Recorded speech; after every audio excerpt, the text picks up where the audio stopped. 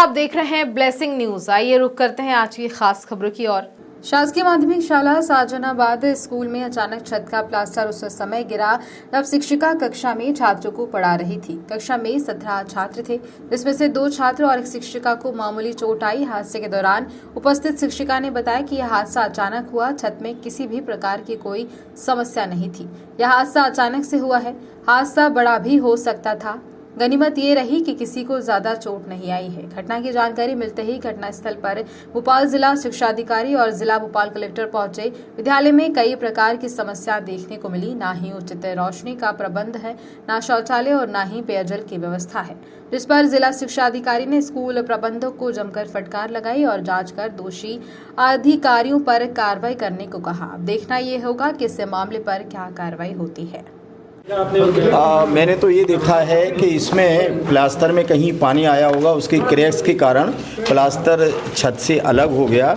और बेसिकली यहाँ जो टीचर्स थे उन्होंने इस संबंध में भी पूरा ध्यान नहीं दिया कि इसमें क्रैक्स वगैरह हैं, और ये मेरी समझ में आ रहा है कि मैं इसकी निश्चित ही जांच कराऊंगा। और इनका कहना है कि रिपेयरिंग के प्रस्ताव वहाँ गए हुए, रिपेयरिंग क्यों नहीं हुई और इसके कौन जिम्मेदार है, तो इसका हम परीक्षण करेंगे। लेकिन ये अच्छा रहा कि कोई कैजुअल्टी नहीं हुई, कोई छात्र जो है ज़्यादा दुर्घटनाग्रस्त नहीं हुआ।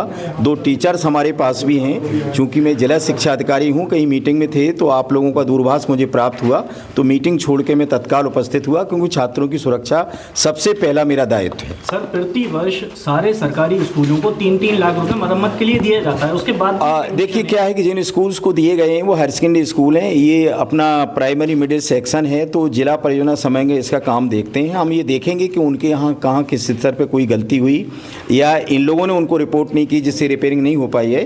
दूसरा, मैं आप लोगों के माध्यम से सारे शिक्षकों को भी ये बताना चाहता हूँ कि स्कूल और बच्चे दोनों अपने हैं। अगर कहीं कोई ऐसी बिल्डिंग में समस्या आती है, पानी लीकेज हो रहा है, तो तत्काल मेरे संज्ञान में लाएँ। और पानी यदि भर रहा है या बिल्डिंग क्षतिग्रस्त है तो हमारे ये निर्देश हैं कि उस क्लासेस में कक्षाएँ न लगाई जाएँ। जैसा कि अभी सुलेमानिया स्कूल में हमारे रिपेयरिंग का काम चल रहा है, तो वहाँ के जितने भी मिडिल स्कूल के बच्चे थे उन्हें पास के संकुल में शिफ्ट कर दिए हैं, क्योंकि बच्चों की सुरक्षा हमारा पहला दायित्व है। टीचरों को कहना है कि बार-बार शिकायत करने के बाद नहीं, हमें कोई इस तरह की कोई शिकायत नहीं मिली है। और मैं जिला परियोजना समन्वयक से पूछूंगा कि अगर उनके पास आया तो उन्होंने इस पर ध्यान क्यों नहीं दिया। अच्छा, हम अभी प्रिंसिपल का कमरा भी देख रहे थे, वहाँ भी पूरी सीलन भरी हुई है लगातार, और अन्य कमरों की भी यही हालत है। अब प्रिंसिपल का तो मैंने नहीं देखा अभी। प्रिंसिपल शायद अवकाश में है, मैंने संज्ञान पे लिया, कहीं वो अस्वस्थ थी इसलिए नहीं आई हैं अभी।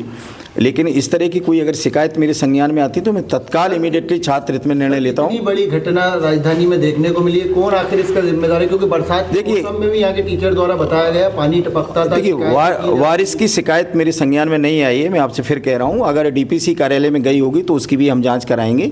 और सबसे पहले आप लोग ये ईश्वर की दया मानिए कि कोई बहुत बड़ी इंजरी नहीं हुई है। प्लास्टर बहुत हल्के स्तर का था जो धूल में तब्दील हो गया है। सर, उसके लिए कोई टीम गठित होती है क्या? नहीं, हमारे नहीं, शाला संकुल प्राचार्य रहते हैं, हमारे सहायक संचालक रहते हैं, विकासखंड शिक्षा अधिकारी, तीनों की संयुक्त रूप से हम जांच कराएंगे। आप चिंता मत करिए। सर, बच्चों के सर फट गए आपके? नहीं, अभी हमने बच्चों को नहीं। साथ साथ इसमें क्या मेंटेनेंस की आवश्यकता है वो भी देखा जाएगा, और किस वजह से ये चीज़ हुई है इसकी भी जाँच कराई जाएगी। जो भी दोषी होगा उस पर कार्रवाई करेंगे। सर, लेकिन हर बार यही कहा जाता है जिम्मेदारों के द्वारा, लेकिन वही घटना पुनरावृत्ति हमेशा होती है। देखिए, ये जो अगर घटना की हम लोग बात करें, जब से मैं यहाँ पर हूँ मुझे लगता है पहली घटना है। इस प्रकार से कोई घटना नहीं हुई, और हम लोग पूरे तह तक जाएंगे। हर अलग अलग ऐसा कोई इंसिडेंट होता है तो उसके अलग कारण होते हैं। यहाँ पर क्या ऐसी परिस्थितियाँ थी, किस वजह से हुआ, किस तरीके से इन सब चीज़ों से बचा जा सकता है, इसकी जाँच कराएंगे। सर, आपने जिला शिक्षा अधिकारी से बात की और प्रिंसिपल से बात की, तो क्या लगता है इसका दोषी? देखिए, अभी ये नहीं कह सकते हैं, क्योंकि ये एक ऐसी चीज़ है जिसमें हम लोगों को एक इंजीनियर की रिपोर्ट भी आवश्यक होगी कि किस वजह से हुआ, कंस्ट्रक्शन खराब था या कुछ अन्य कोई कारण हुआ है। तो पहले हम लोग उसकी जांच करा लेंगे, फिर उसके बाद। सर, यहाँ पर बिजली भी नहीं है। मैं अभी बाकी चीज़ों के बारे में। टीचर का कहना है पहले भी यहाँ लीकेजिंग होती रही है, बरसात फंड की भी बात कर रहे थे कि फंड की भी शिकायत की। देखिए, अभी सभी लोगों से बातचीत करी जाएगी, इंजीनियर की जो रिपोर्ट आएगी उसके आधार पर कार्रवाई। फिलहाल के लिए इस खबर में इतना ही। बने रहिए ब्लेसिंग न्यूज के साथ। नमस्कार।